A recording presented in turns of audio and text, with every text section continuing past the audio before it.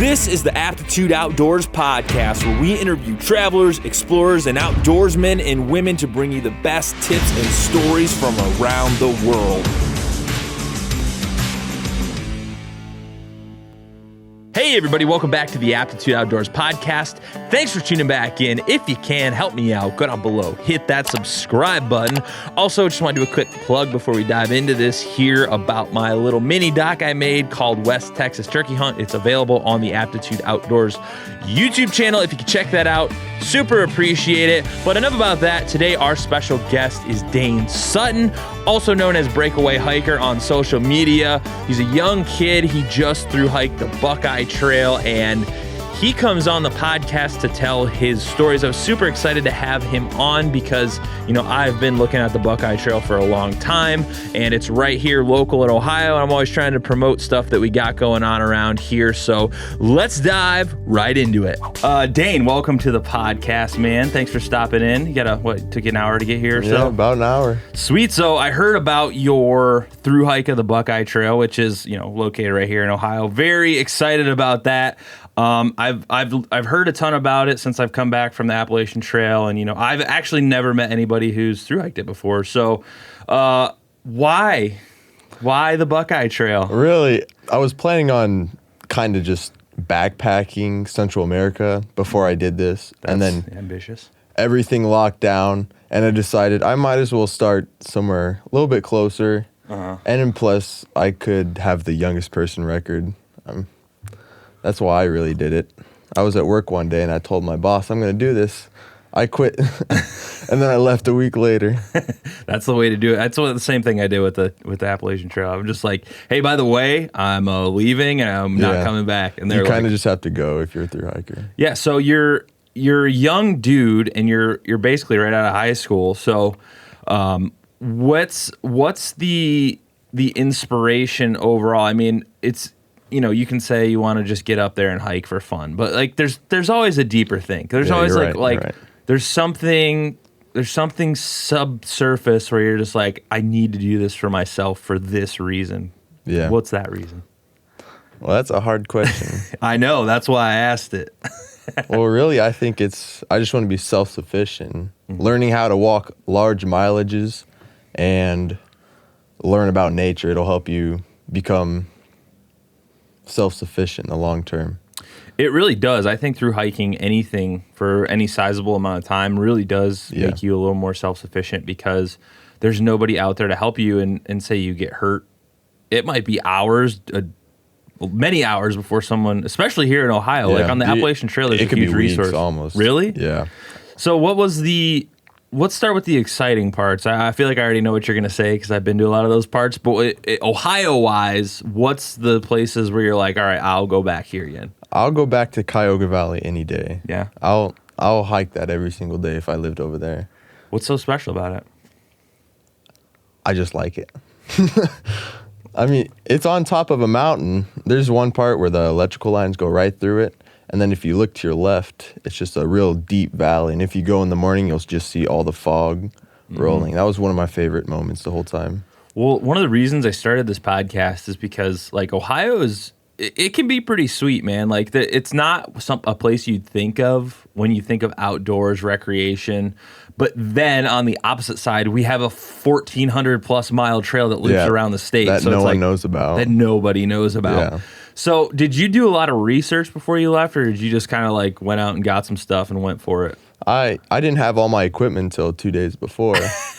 So I kind of scheduled it so my mom would let me go. But that was going like 50 miles a day. Yeah. I didn't know what to expect. So, yeah, I'm sure that plan fell apart pretty quickly. It did. So quick. What's because on the Appalachian Trail, we may have the longest day for sure we ever did was 26 miles. So we humped through the mountains. So and that's through some pretty treacherous terrain. So Ohio, what are you looking at mileage wise on like an average day? Average is 17 to 23. My longest day was 35. Wow. It was just all country road. I was going to say, is that one of those days where you're just like walking through cornfields like, it was rough. I hope this ends soon. So Buckeye Trail overall, I mean, I've hiked many parts of it. Like I just hiked part of it last weekend through Oak Openings Metro Park. Yeah. And you know, what's it like? I don't know if you've hiked in other places or had any other experience in other backpacking places, but I've never backpacked in Ohio, I don't think. Maybe once at Oak Openings Park, just with like the parks, but I've never gone to Southern Ohio and backpacked, and I live here because we always go up to Michigan because it's like there's map books about Michigan, there's hiking, backpacking books written about it. Like here's 50 hikes you can do in Michigan, and here's 50 back. I don't see that in Ohio. So what's the trail like? A lot of it is road, a lot of it's flat, but when you get to the mountainous parts, there's some parts that are just straight up almost. Really? Yeah. I would not expect that. It's really easy, and then there's parts that are really hard. like hard in what way? Like just excessive climbing? Excessive climbing, up and downs. Really? Yeah, you wouldn't think that about Ohio, but it's there. I would assume that's probably close to like West Virginia border, Southern Ohio. It's all down south. What do you think of Hocking Hills? Because that's one of my favorite places. Fun. Yeah, my family came down there for my 18th birthday, so we hiked through there. You turned 18 on the trail? Yeah. That's dope, man. It was perfect. So, like, when you're out in Hocking Hills, I don't know what parts the Buckeye Trail goes through because I'm used to like the tourist areas. Does it go through like Old Man's Cave and all that stuff? Yeah, it does. It does? Yeah. So does it hit like all of Hocking, all the highlights? I believe so. Wow. Well, you start off in the tourist section, then just follow the whole trail through. And then, you know, I know you set the speed record and the youngest record, right, at the same time? Oh, not the speed record. Not the speed record? No, the fastest to do it at your age? I guess. The youngest person to do it. The youngest person to do it, okay. Yeah, I was confused because I was reading some stuff and it was like saying different things. Yeah, I'm like, which one is it? Yeah. So we get the story straight here. The youngest. I don't know why it's not more popular because it seems like the Buckeye Trail Association does a lot of promotional stuff and they're always having like conferences and they're always out. I've seen them at like events. I've seen them out and about in the field, like talking to people about the Buckeye Trail. Do you think it's just because the culture of Ohio is not based around outdoor activities as much where we're from? Because I mean, you're from Defiance. That's not that far from Toledo. Yeah, that's corn country. Yeah, corn country. Do you think that's part of it, or do you think it's just, I don't know, the trail's not super, like you said, like well mapped out sometimes or easy to follow? I think it's really not that popular just because you don't focus on it. Everyone's focused on like work and stuff, and we don't see the mountains, and we don't think, oh, I'm going to go hike that. We're just up here, flat ground. Corn. A river here and there, a creek. So the Buckeye Trail, I've heard that it is like terrible in the sense of it's easy to get lost and there's lots of sections that are not maintained very well, so you're kind of getting lost. So what was that like? Because getting lost out in the trail is never fun. Yeah, there was one time where I just kept going straight. This was on an actual trail, and I didn't know I took a wrong turn, so I just kept on walking. And then the grass started to get up to my shoulders and stuff, and I just kept on going. I'm just like, come on, trail, please come out somewhere. And never did, and I'd turn around and walk 2 miles back. 2 miles? Yeah. Dude, that sucks. It was rough. So I read that there are parts that are just like huge blowdowns everywhere. There's nobody maintaining it. So is that an actual reality out there? Like, how much time did you spend having to just sit around and try and figure out where you're at? Quite a bit. Really? The Gut Hook app, you definitely need that. Oh, they have a gut hook for this? Yeah, they do. Wow, I didn't know that. Yeah. That's sweet. Because we use that on the Appalachian Trail a lot, and that was a lifesaver. It's helpful, yeah. What was the experience like? Because the only experience I have to relate to is the Appalachian Trail. So, like, we just hitchhike into town, get food. It's like nothing. It's like you could make it an hour trip if you want. But in Ohio, is there lots of places, since you're hiking along roads and stuff, you can stop, like, carryouts? Or is it more so a network of people like, hey, I need help, can somebody pick me up? How does it work around here? You could do both of that, but you could do it without getting help at all. You're walking through enough towns at times, and there was one stretch where there wasn't a town for quite a while. You just stock up more food. Your bag's going to be heavier, but you need the food. Yeah, you definitely need the food. Are you like starving right now? You literally just got off the trail like a week ago or something. So are you still like hiker hunger? I'm well fed now. Well fed. I ate too much. I feel fat. It's easy to do. So what was the final like day count, hour count when you finished this thing, or did you not keep track? I didn't even keep track. You didn't keep track? No, I just kind of went. It was a vacation. That's what it was. Was it mostly fun, or was it mostly a huge pain in the ass? Mostly fun. Mostly fun. Yeah. I met people all over Ohio. Really? Yeah. What was the coolest people you met? I can't choose one. You have to. I can't. That's just how it is. Okay, top 5. Top 5. There was a family. No, hold on. There was a guy. So I'm walking along the road, and it starts to rain. I asked to go on his porch, and then he invites me to his summer house. So I stay in his summer house for like, I think 3 days. And then I ride a bike to Cincinnati, come back, chill out for a while, hike, come back, and then go back out again. Dude, that sounds like some sweet deal. That was good. So what the camping situation, because I've done, so I've kayaked the Maumee River, which is just right up the road here, and we had really hard time finding camping places because they did establish like this big trail route and all this stuff, but like they haven't really got the camping situation set up. So there's days we're going like 40 plus miles in a kayak trying to camp. So was it similar on the Buckeye Trail, or is the camping situation pretty well laid out? Yeah, it's pretty well laid out. There was a stretch there, I think it was 50 miles, that there wasn't a campground, but I slept in someone's yard, and I'm still good friends with them now. So it all worked out. So are there people along the trail that like are part of that community that are just like, hey, hiker guy, or did you just kind of have to like hope for the best? Yeah, hope for the best. Would you just knock on their door and ask them if you could camp? Yeah, pretty much. That's sweet. I got thrown away only like 3 times. I was lucky. Do you think that's because they probably saw you in the paper and stuff, or you think that's just because people are nice? Well, I think it was because I was young and not like an old man. It's a creepy old man out like there. 60 Let me years. stay on your porch. Yeah. I'm so glad that you got a sweet adventure at a young age, because I always talk about this with a lot of people.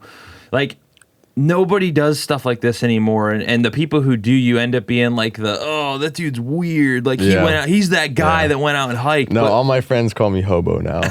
Yeah, you'll get that for the rest of your life. So yeah, it's so cool that you're young and like you could do this right out of high school, because I didn't go till I was a little bit older, but I had, I worked, and then I was like, man, working sucks. Yeah, and then I was like, I'm gonna go hike. So what's next on the agenda? I mean, I know you want to do some through hikes, and you have some big plans, which we can talk about in a little bit, but like career wise, do you have any plans, or are you still just like, I'm gonna hike, I'm just gonna hike forever? Well, I would love to do that. That'd be my dream job. And I could like branch off to like skiing, surfing, anything. That'd be so much fun. Kind of do what you're doing. Yeah. That'd be awesome. It looks awesome. But it's a lot of work, though. Starting Monday, I'm starting a real job. Oh, boo. Yeah, right. I need to save up for about 6 months for my next hike, because... Trust me, I've been there, dude. Yeah. Do it now. I'll tell you, because the older you get, the harder it gets to go. Because I'm over 30 now, and I'm just like, anytime I want to do anything, I'm like, this is too damn expensive. Yeah, I can't leave. So, you do want to do the Triple Crown, I believe you said on the news. So, you want to do it fast. Yeah, I want to do it in 1 calendar year. I think Christ, only 11 dude. people have done that so far. There's 2 kids out right now. I think they got out of college for it, or just graduated, but one of those guys are going to be the youngest guys to do it. What age are they? I think they're 19. You better get moving. I know, right? I'm 18 right now. I'm going to start when I'm 18 and finish when I'm young 19, I think. Okay. So we're coming down to like days of birth Probably, to beat this guy. Yeah. You might have to fist fight him for the title. I think that's the only way. Yeah. But why such a huge endeavor? That's huge. That's huge. That's what, 10,000 miles? Yeah. No, 8,000. 8,000. Still a lot. That's a lot of miles, dude. Yeah. That's nuts. That's big miles. You're young enough to like beat it up though. You have the energy. Yeah, I could. I could do like 3 miles right now. I would 3 miles. I'd fall asleep. Yeah, that's a long way. When you're old and you got old knees. Yeah. So, which one are you looking to start with? Well, the way you have to do it for one calendar year is you have to do half, I think it's half of all the trails first, and then you fly up north and go southbound maybe. Wow. Which that sounds like I still have to do a lot of research for this hike. You better get on it. I know. That's like 3 of the hardest trails in the world coming right up. It's going to be something crazy, I swear. I know, we were talking a little bit about this before you popped in. Kyle, who's been on the podcast multiple times, Rocket Man, he did that, and he lives literally right up the road from here. So you need to get you guys together and talk to him because he's done them all, and he's 19. Yeah, he didn't do them all in a year, though. I think it was like a year and a half, 2 years, something like that. But I think you guys need to get together and get you both on. You can talk about That'd be so fun. I would love to do that. So back to the Buckeye Trail. I have so many questions about it. The one thing that's annoyed me in a few of the things I've read, like books and stuff, is they always skip over the Toledo part. We have some of the best maintained parks, camping areas, and like the whole state, and then they're just like, everybody's like, yeah, whatever. Yeah. It doesn't even go through mid Toledo. It goes to Waterville, and then heads east. But it's like how comparatively. And you don't have to say that it was sweet or not. You can say whatever. But how was this area, like northwestern Ohio segment, compared to maybe the south? I mean, we don't have the scenic. We don't have the whatever, but we got the river. We got sweet amenities for the parks and stuff. So how is it compared to the rest? Unbiased. It was good. That was like within the first week of my hike, so I was still dying. I didn't have my trail legs yet. But besides that, I enjoyed the people and all the parks that were there. It was good fun. Well, you're from this area, so you're probably just like want to get the hell out of here and get down to the more fun stuff. What's the like coolest spot to camp along the Buckeye Trail? Like, say you're not through hiking, you're not whatever, but then you already said Cuyahoga Valley. But if you could pick, like, if you could go here for a week and do this section, where would you suggest people head to? From Ohio specifically, because people from Ohio just hate backpacking, apparently.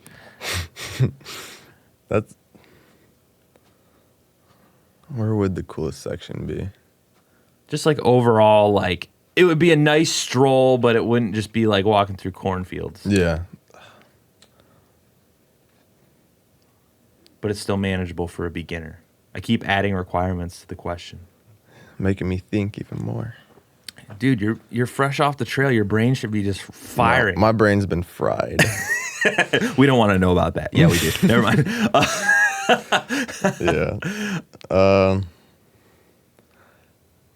Probably somewhere down south. So the southeast or southwest? East and west. The whole bottom half? Pretty much. Well, so like 500 miles of southern Ohio. Yeah, probably the best place I camped was a stealth camp. I'm going to say that word. Yeah. That's a no-no word. I mean, it's a no-no word in the average person's life, but for thru-hikers of anything, it's just like day in life. What area around about? I think it was edge of Appalachia. Okay. Hope they're not listening to this. They probably aren't. Good. So, yeah, stealth camping, do you find like you sleep like shit when you stealth camp? Because you're nervous? Yeah.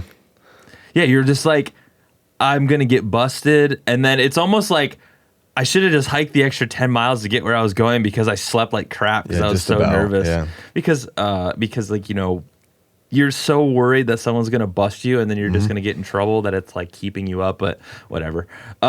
Gear. So you said you bought your gear 2 days before you left. Actually, I actually like that a lot because as you know, as a backpacker now, a legit backpacker, you've had the miles under your belt. People get so freaking obsessed with gear that they do more worrying about what kind of gear they're going to buy and how light they are instead of hiking. I agree. What kind of like stuff did you take? Was it super light or did you just kind of walk into a store and be like, I need stuff and I got what, $1,500? I don't know what you get to spend, but you know, like what was your gear setup like? My gear setup, I have an Osprey pack. The first time I went out, I started with a hammock, and then I switched over to a tent, and then moved to just a tarp. Just sleep on the ground. It's so much easier. How long did you do the tarp? That's interesting. For the loops. Just recently? Yeah. Okay, so the only thing I have against a tarp is I do not want to get eaten alive by mosquitoes. Bugs. Oh. No, it's not even the bugs. It's just the mosquitoes. Oh, yeah. I can handle the rest of them. Like if a bug lands on me, I don't care. But mosquitoes, dude, waking up with I literally have bites on my face right now from hiking last weekend. It's like on my eye. Like how do you get bit in the eye? But whatever. That was after just basically drinking DEET all day. Why did you switch from a hammock to a tent? Because it seems like a lot of people are doing the opposite. Yeah, so when I changed from hammock to tent, I was going down south, and I just didn't want to have to worry about finding a place, because up north, it's sometimes hard to find a good tree to set up on. Yeah. But I missed my hammock, so I went back to it for the final stretch of the trail, and then went back to do the loops and took the tarp. I'm kind of 50-50 on hammocks and tents. I think the tents are nice because you get that privacy and you kind of feel a little like it's a false sense of security, but you feel a little more secure in a tent because like you're in it and cocooned in. But with a hammock, I feel like you're a little more comfortable because you're just floating. Yeah. So which do you prefer? Are you kind of I prefer the hammock. Yeah. But still, for a through hike, I think I'd rather have a tent just to be more sheltered from the wind. And I think the other biggest gear thing that people kind of fret about the most is shoes. Yeah, that's the most important thing. Mm-hmm. So there's a lot of people that I've met that are in the camp of the old school boots with the heavy stuff, and then, you know, people like me and a lot of my friends, we just wear trail runners. So which do you prefer? Trail runners. Lone Peak 5s, that's what I wore. Really? Yeah. Ultras? Yeah. Yeah, that's what I've been wearing too. I got the tread on them things is gnarly. You can like grip. I hiked through there's a program, you should see if you want to get to there's Toledo Mountain Mentors. They take kids backpacking up in New Hampshire every year. That'd be fun. And it's like a volunteer program. But anyway, a nice little plug for them. You know, I've hiked in the White Mountains with just the Ultras, and the grip on those shoes, you're talking like slick granite rock faces or whatever. Yeah. I don't know what kind of rock they have up there. I don't freaking know. I'm from Ohio, people. Yeah. And, dude, they just grip like crazy, which may not be necessary in Ohio all the time, but. Yeah, they're good shoes, though. Yeah. I always hear about people complaining about they don't last long, but the Lone Peaks that I had just lasted 800 miles. Yeah. Lasted from Cleveland to finish, and then the loops also. That is, yeah, man. Like a good pair of shoes is going to cost a little bit, but they're also going to last you a long time. So how did your food intake look? Did you do the whole 6,000 calories a day kind of thing, or No, I kind of just ate when I could, pretty much. I don't even remember what I ate. I started off with the freeze-dried meals, but they're expensive. So expensive. I think it'd be way cheaper if you just bought your own machine. Yeah, you probably. Then you could start a company and charge people $20 for a crappy noodle dish. Yeah, they're good though. For some reason, they're delicious. Well, they have huge amounts of calories in them too, which is perfect for what you need. Like when I go backpacking now, that's what I buy because I don't have to clean up. I don't have 80 packages to open. It's like dinner is this, whatever I pulled out of my bag, and I don't have to clean up. Yeah. So if you could do anything different on your hike, I think through hikes are great learning experiences. If you could do anything different, what would you do? I think I would focus on getting up in the morning later. Later? Yeah, or earlier. I was going to say, like... Not later, no. That's what I do now. I stay asleep as long as I possibly can. Yeah. I've done that a couple of times, but then you start to learn, if you don't move, you're never going to finish. Mm-hmm. There was one day I started at 4 p.m. Dude. Yeah. Did you hike through the night? No, I went like 7 miles. And I don't even remember where I camped. Well, there's a point where you reach just burnout. It's like a job. when you're doing it, how many months was this? April 24th, about three. Three and a half. Yeah, three and a half, I think. So yeah, it becomes like a job almost. Like you're basically doing the same thing every day, just in a different area. So it becomes like your full-time job is hiking. Yeah. And being a calorie eating machine. And then, so your body gets like super revved up. But yeah, it is. There are days where you're like, dude, I have no energy. I just put in 10, 15-mile days back to back and I'm blown up. Did you take a lot of rest days or did you just do as little as possible to try and go as fast as possible? I just tried to keep on going. I didn't take, for say, rest days, but like I went home for prom and graduation. I don't know if you count those as rest days, but yeah, why not? They kind of are. You weren't hiking?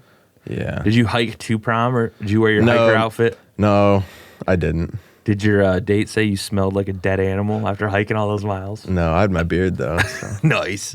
So how did that work with, you graduated and then had prom? Or did you just prom, yeah. So I went out and my mother came and picked me up and then prom, and then I went back out, hiked for a while, and then came back for graduation, which that drive was a 4-hour drive just there. So it was 8 hours for her. Did you graduate and then just get back in the car and go right back to the trail, or did you stay at home for a day? Yeah, the next day I left. Hell yeah. Yeah, I didn't even take my stuff out of my car. So my diploma and my gown was still in my car for a while. Should have just wore that for the rest of the trail. Pretty much. Screw it. When I did that with college, but I didn't go to graduation. I just skipped. I was like, peace. Yeah. Because I paid for it. College was I was working and paying for college, and I just I was like, I'm not going to graduation. The trail's life. They were so pissed, dude. My program at school and my parents were super pissed. I could see why your parents would be, but I don't care about the school. Yeah, it was just funny because they're like, oh, you won this special recognition award. I was like, I don't give a shit. I'm going to hike the AT. I don't even know if I ever got the award. It's probably sitting in a garbage can. Probably. I'm not an awards kind of guy. I really don't care. But so I would think personally the only part of Ohio that I really don't have any experience with is the western half of Ohio. The western edge, almost the southwest back up to the northwestern, up that whole bottom half. I don't know what you'd call it, quarter maybe. What was the southwest part of the trail like if you're down at the bottom left corner of Ohio? Because I don't even know what's down there. Well, after edge of Appalachia, it starts to get flat again because that's the edge of Appalachia. Mm-hmm. So foothills. Yeah, pretty much. You just start to get back into Rolling Hill, Ohio, and then you slowly start to get flatter and flatter until you get here. So you just basically walk back to Defiance and it's flat most of the way? Or is that where you're making those big miles? The 30-mile days? The 35-mile day was towards, I think, my second to last day before I went back out. Yeah. Yeah, so when I got back, yeah. The only thing that I would think I would have a fear of while backpacking in Ohio would be getting chased by dogs down those country roads. Did that happen at all, or did quite a bit? It did? Yeah. Oh wow! I didn't see any bear, but the dogs. Those are the most dangerous thing on the trail. I think. Did they physically chase you, or were you just kind of? Yeah, there was 2 stray dogs on a trail that came up running and didn't see me until last second. They started nipping at me. Would you have trekking poles or? Yeah, I had pepper spray also, so I was screaming at them. Did you spray them? No, I didn't. Oh, they ran away? I didn't get to use it the whole time. There's a funny. Well, that's a good thing you didn't get to use it. But it was funny because I was riding. My buddy and I, we were riding bikes, road bikes, and we were riding up to Michigan because my wife's parents have this place up on a lake, and it's Round Lake up there in Michigan by Devil's Lake, all this stuff. Whatever. If you're from the Midwest, you know probably where that's at. But we were riding our bikes. And this dog just breaks out at full speed chasing us. I mean, we're hauling ass, dude. We're just blowing down the road as fast as we can. This dog's keeping up. And my buddy, who's been riding his whole life, Kyle, I think he was episode 2. He was no. He like went into like this rage voice, and this dog was like, No, yeah. and it just stopped and went away. I was like, that was sweet, dude. He's like, yeah, I do that all the time. Yeah. But yeah, man, like that would be the scariest thing. So you saw no bears. No bears the entire time. I would think the only place you'd see them is like southeast Ohio, probably. Well, I was told there was a bear in the area, but haven't seen it. That's one of the advantages of starting, like, again, back to how Ohio isn't as bad as people make it out to be, and you're young, you probably disagree with me because everybody when they're young wants to get the hell out of Ohio, and then they get the hell out of Ohio and they're like, it's really expensive out here, I'm moving back to Ohio. But, it's relatively safe. Like, we don't have any poisonous snakes really, or venomous snakes, sorry. Yeah. People, don't comment get a on lot this of crazy emails about shit that. about this dude's an idiot. I know I'm an idiot. So, like, there's no venomous snakes. There's maybe a few bears in southeast Ohio where you're kind of basically in West Virginia. But other than that, I mean, people in, I don't know, raccoons maybe, like tearing up your food bag. Oh, yeah, raccoons. I would say the raccoons are the bears of Ohio. Is that what you had to worry about most with your food? Finley State Park, they were everywhere. They were like fighting each other, screaming, jumping in the dumpster. It was mad. it was kind of scary, not gonna lie. You want to hear a story about raccoons? My wife and I, like, our very first trip we ever took when we started dating, like, we took her to Hocking Hills, and we literally had like the crappiest. It was like Walmart used to sell tents for $20, and they were like okay, like it was a tent. That was it. That's all you need. And so I had this $20 tent. We're in Hocking Hills, and we're cooking dinner, regular camping style on a campfire.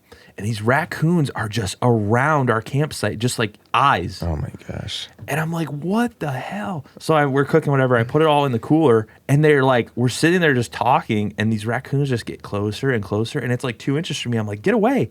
It's not moving at all. And I'm like, dude, like go. And I like started throwing sticks by it. It wouldn't move. So I took a stick, and I because it was starting to get like aggressively annoying. And I threw the stick.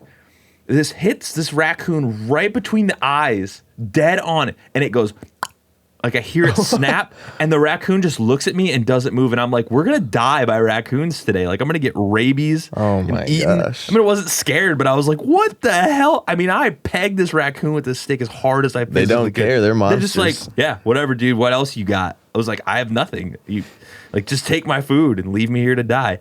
But did you do like quote unquote bear bags with? No, I didn't do anything like that. I just kind of put my bag in my tent and didn't worry about it. Yeah, that's like when you're hiking in any sort of bear country, people just freak out about that, and not that they shouldn't. Yeah, if I was on like Appalachian Trail, I would definitely do it every night. But you really don't need to in Ohio. I think that's why the Buckeye Trail is such a good trail to start on for young kids. Because you don't have to worry about getting killed by bears or mountain lions or anything like that. Was there any like sketchy people? Ohio's not as known as being like the safest, most wealthy state. So sometimes, well, down south there's a lot of poor towns, but it's the big cities you have to watch out for. It was either Findlay or Akron. I walked straight through the hood. Yeah. Yeah. I heard that, and some of the stuff I've read is like it goes right through Akron, like through the heart of Akron. Did you get a lot of strange looks of people looking at you with a backpack like, what the hell is this kid doing? Yeah, they probably don't see much of hikers there. I would assume not. No. Isn't that always a bummer when like these trails go through like the city and you're just like... I mean, I don't mind it. It's like I don't have to worry about where I'm going to get food next. Oh, that's true. So that I enjoy walking through cities. Was that just like a quick like 45 minutes through the city, or is it like a few hours? Probably about an hour and a half. That's not bad. From like the metro parks out of the metro parks, it was quite a while actually. Yeah, I've never really done a bunch of hiking in that way because the Appalachian Trail, you go through a few towns, but they're like quaint little trail towns, and it's like whatever. It's basically like walking through Swanton. You're like 10 minutes through, you're like, all right, back on the trail. So with the way the Buckeye Trail set up, how would you say, like, rough percentage wise, how much of it is road, city versus actual like nature? I believe the number was 55% road. So it's more. I'm a mean road walker. It's more road than. I can check, but Well, I mean, I'm not super concerned. Like just from like remembering, was it mostly? It was mostly road. It was mostly road. Wow. Yeah, but you start to not mind after a while. At the beginning, I was really hoping for trails, and then I got to the trails. I'm like, I miss road. And then when I'm on road, I'm like, I miss trails. Do you just like the road simply because it's easier to walk on? Yeah, that's it. I feel like it would tear. Was it like paved road or dirt road? Paved. There's both. There's everything. Wow. But after a while, your shoes just kind of disintegrate. Yeah, I don't know. Towards the end, I didn't care. It didn't hurt after a while, or at all, really. So would you think for someone who's setting out, if that's the case, someone who is brand new to hiking, would you say it would be almost better to get like regular road running shoes compared to like trail hikers? Maybe for like the majority of the hike. Well, yeah, you would think so.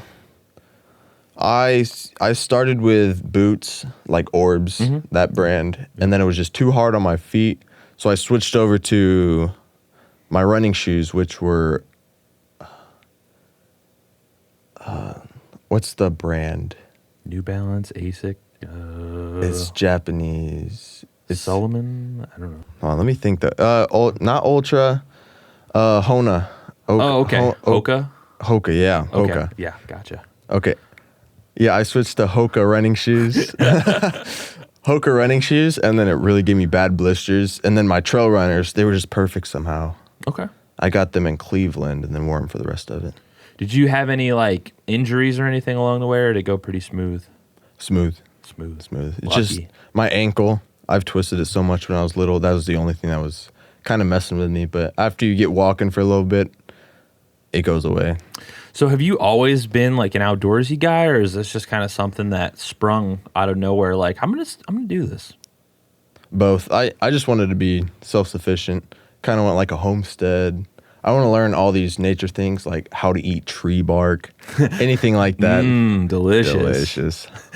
What is that? I mean, have you always been obsessed with that thought? Because the homesteading stuff kind of goes hand in hand with being like outdoorsy, because you have to understand how the natural world works or you'll never make it. I mean, you have to understand how plants grow and all this stuff. So is it more of a fascination with the outdoors or more of a fascination with like, you want to just be your own on your own? Be my own on my own. Maybe hike with my future wife or something. That'd be fun. Yeah. I think you need to be that way to be a thru-hiker. I've never met a thru-hiker who was like, you know what? I really like relying on other people. That's kind of my thing. No, like, it's good to be solo. You don't have to worry about what someone else wants to do. You do whatever you want. That's why I like it. That's why I'm solo. Yeah. Are you going to always be solo? Or you think you're going to find a lady to go with you someday? We'll see. We'll see what happens. Because you get friends that are like, have good intentions. Like, I'll meet up with you and do 10 miles with you. And then you like, they're there and you're like, you're not in shape for this. I can do 10 miles by like noon. And they're like, oh, I'm going to die. Yeah, I used to be that friend. Well, you're not anymore. You're a badass thru-hiker. Yeah. Have you hit any of the trails like up in Michigan and stuff before? No, I've never done any other real trail, I don't think. I did Land Bridge down in Kentucky. That little trail that heads up there. Is that like what's that? Or natural bridge. Okay, I don't know. Oh, well, it's down there. It's has opening in the bottom. I was gonna say, is that by the Red River Gorge? Or whatever? It's near there. Because that's a place I really wanted to go. While we're on it, what's some places, now that you've got this thru-hiking bug and this backpacking bug, what are some places besides the giant Triple Crown adventure, obviously, but what are some places you'd like to check out? I want to go to Central America. I want to go to all of Asia. South America. What's the obsession with South America? All the monuments down there. That's sweet. I want to go there so bad. Yeah, me too. It's like, you got like Chichen Itza, you've got all these like huge pyramids. There's so much like history there. Yeah. we don't have anything. Well, we do have things that compare here with Native American monuments and stuff. We just don't talk about it very much. Pretty much in America, but like dude, right here in Ohio, we got the mounds and we got the Serpent Mound, and we have that place is cool. That giant, that's a place. Non-Ohioans, you guys got to check that out. We've got Serpent's Mound. It's in Peebles, Ohio. Yeah, check it out. It's pretty. There's some sick Native American history around here. Yeah, you just got to look. Yeah, you just got to want to find it. But so you think with the South America, if when whatever you want to say when you get down there, what kind of stuff are you trying to? Is there like a specific trail you want to hit, or are there just kind of like backpacking through? I don't know if I'd really hike it. I might just backpack it. That's a little bit different. You kind of just like catch a bus and stay somewhere for a while, just like a really long vacation. But with the money you have, it goes way further, so it's not as hard. What do they call that? Like dirt bagging it? Dirt bag lifestyle. I think that's what they. I've never heard of that, but well, there's books about that. There's a guy. What's his name? It's like shit. I can never remember the name of books. That's like a running theme on this podcast. Is I'm like, I read this book, but I don't remember what it's called. This guy, he wrote a book about how cheap it is to travel around the world if you're not like being stupid about it. Yeah, and it kind of changed my perspective on how I travel in the U.S. too, because you can go. And you know this, just having done a Thru-Hike, you can go somewhere and you can like go to a restaurant and get out of there for super cheap and still be like super full. Like if you order the specials or like the cheap meals, like it's still a ton of calories. And the guy was basically saying you could do this all over the world if you're smart. And it would make you go even further with the money you have, I guess. Yeah, absolutely. So what's some other places you like? Like, what about Asia? I have a friend that's backpacked through Asia, and she absolutely loved it. So, what kind of stuff would you be looking for over there? I want to go to Mount Fuji. Really? Yeah, that'd be sweet. There's some big mountains over there. Yeah, there is. I'd love to check that out too. It's just costs a lot, and we can't travel anywhere right now, really, because people are crazy around here. Yeah. They don't want to go. They won't let us travel anywhere outside of the U.S. That's me. Yeah, it's whatever. Nothing we can do about it. As one person, we must unite. Yeah. What's have you had any other experience? Have you like traveled at all being younger? Or is this kind of your first? Went to the Bahamas. Yeah. Not to hike or anything, just to go. You hiked through the Bahamas? No. You Thru-Hiked the Bahamas? Yeah, that'd be fun though.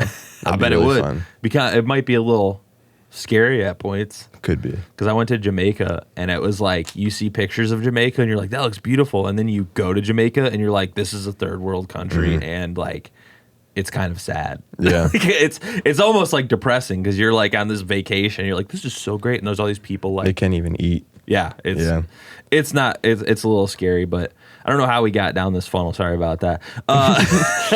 I really want to check out Alaska. Alaska, yeah. It's like the last frontier of America, man. It's scary. Bears, moose, bobcats, everything that can just rip your face off. Yeah. Have you thought of maybe trying to go down any career paths that will allow you to do a lot of backpacking, or are you just still trying to find yourself? I know you're only like 18, so when I was 18, I was a punk ass. I didn't listen to anybody. I still don't. But I listen to people. That's good. It's always good to listen to people. You learn a lot from them. Like, I like hanging out with old people better. You learn way more. You really do. You learn way more. But what were we saying? Career path. Career path, Do you have any like big goals in mind, whether it be in the outdoor industry or not? Well, you know Dixie, from the Wanderlust. Yeah, the podcast. Or I mean the YouTube. Yeah, yes. You're the second person that's brought her up on this podcast. Well, yeah, I wouldn't mind doing that, but that's a lot of work, man. Yeah, I know. I'm telling you, it's a lot of work. I mean, you're the guy that I'd want to talk to about that. You're doing it. Well, get a computer and a bunch of microphones and just get after it. I mean, you have the GoPro 9. GoPro. Just go for it, dude. That's what we're recording on right now. They're good cameras. Yeah, man. That's a rough go because you talk about self-sufficiency. You got to be on it. But yeah, I want to get into nothing. You just kind of go out and survive, eat bark, like I was saying. You know there are survival schools that you can go to around here, right? Like up in Michigan. How much are those? Are they worth it? I've never gone to one. I've read I don't look like a guy that would read a lot of books. Trust me, I know. I'm very painfully aware. Smart. Yeah, thanks. Painfully aware of how I look. But, I've read so many bushcraft books, and, a lot of those skills you can learn on your own, but like, I would assume going to one of those schools would be beneficial because you're learning from someone who actually knows, like has done it. So like the books are fun if you're very self-motivated and driven, which you seem to be doing big hikes and stuff like that. Yeah. You could probably learn on your own. It's just a matter of going out and practicing those things. Like you have to have an area. I was lucky enough to grow up in a 10-acre woodlot, so I had access to whatever I wanted in the outdoor. I could go out and cut down a tree and nobody gives a shit. So you have to kind of have a place where you can do that because you can't just go into a park and start chopping down trees. They'll literally like arrest you or fine you or at least, get very upset. Definitely. So what kind of skills do you really enjoy doing in that aspect? Like the bushcraft stuff? The struggle. The struggle? I like the struggle. I think that's important. Makes you feel alive. Yeah. That's why I like it. We never struggle now. Yeah. I think that's such like a natural feeling we're supposed to feel, but we never do anymore. That's why it's so awesome to talk to other people like you or any sort of people who've done big experiences, because we all kind of get that. Like, nothing should come easy to you, and we're very spoiled nowadays, and like I'm not meaning to be political. I'm just saying from a literal factual standpoint, we are so spoiled. Yes, there's issues with like how things are going nowadays, whatever. But like we as humans, some of the poorest people in the United States at least are still significantly better off and healthier than they would have been 100 years ago, 50 years ago. Yeah. And yes, I'm not saying life is easy. I'm saying it's easier. Comparatively, the majority of the population doesn't have to worry about sleeping in the rain and having to search for food and like hunting and stuff to survive. Yeah. So, people can think whatever they want as I'm saying this, but that's just reality. Like, I think they said if you make more than $40,000 a year in the United States, you're like in the top 1% of the global wealth population. So it's like, are you really doing as bad as you think you are? Because you could be like 150, 200 years, maybe even within the last 500 years, people were still like living outside in huts and villages and shit. So probably a good time. I don't know if it was a good time. Great time. Because, you only live to like 30. So depending on your life outlook, I guess it could be a good time. But you break your bone, you die, or you heal and you're all crippled forever. Yeah. So I think we got it well. We're pretty well off nowadays. Yeah. So what's the timeline for the Triple Crown coming up, if that's a thing that you're going to make happen? And then we'll kind of wrap up here in a few minutes. Why don't you let people know after that where they can find more about you? I know you have an Instagram account where you've been tracking. People can go back and look at that. Okay. So Triple Crown, plan on working for their probably next 6 months, start sometime next year. I still have to contact a lot of people, like the people has actually done it and the guys out right now to just probably do the exact same thing they did, like same schedule and stuff, and get a lot of contacts from them. But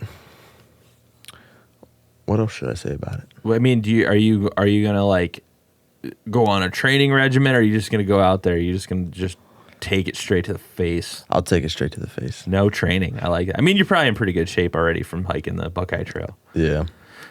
So, is it gonna... I'm sorry, you said it earlier, but which one are you starting with?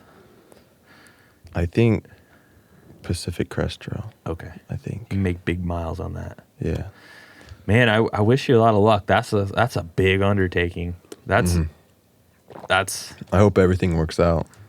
Got to make it work. Yeah.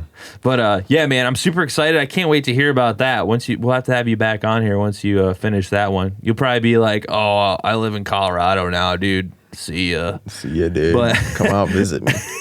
I would totally do that. But yeah, why don't you let people know where they can follow you and they can look back on your hike previously, and then what you're going to be doing next and where they can find you on social media. Okay, so social media, you can find me on Instagram at Breakaway Hiker. You can find me on Facebook, Dain Sutton, YouTube, Breakaway Hiker.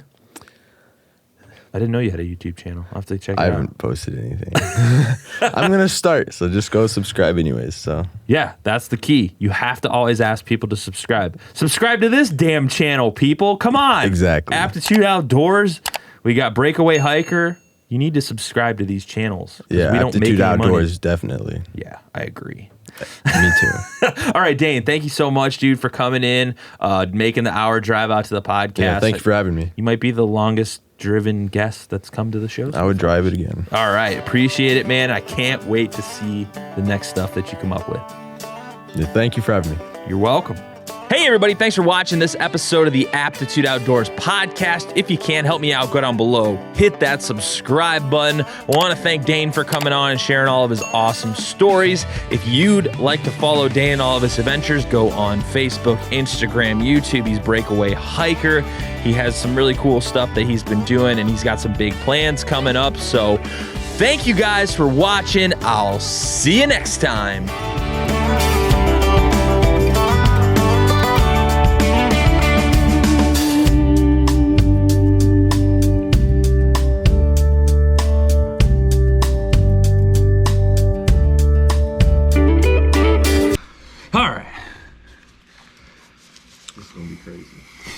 It's going to be awesome. I'm excited to hear your story. So, all right, 3, 2, 1. Damn it. Hit my mic.